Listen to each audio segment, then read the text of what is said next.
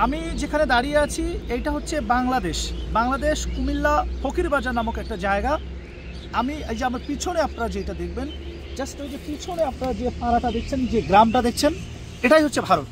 অর্থাৎ আমার পিছনে যে গ্রামটা দেখা যাচ্ছে এটাই হচ্ছে ভারত। ভারতের সীমান্ত ওই যে আপনারা দেখছেন সাদা যে পিলারগুলো দেখছেন, ওই পিলারগুলোতেই বলতে গেলে বিএসএফের যারা সদস্য তারা কিন্তু থাকে।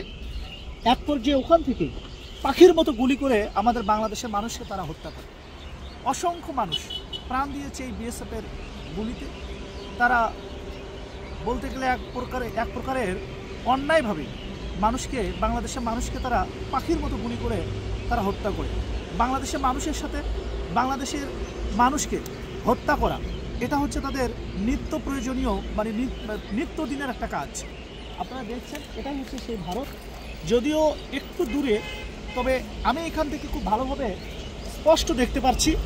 আপনারা দেখতে পাচ্ছেন কি না আপনারা জানাবেন। তবে আমি খুব ভালোভাবেই দেখতে পাচ্ছি।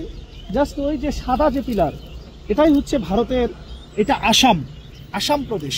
আমার পিছনে যে এটা ভারতের যে অঞ্চলটা দেখা যাচ্ছে এটা হচ্ছে আসাম। হ্যাঁ, আমার এই যে একটু দেখা দাও, পুরোটা একটু দেখা দাও।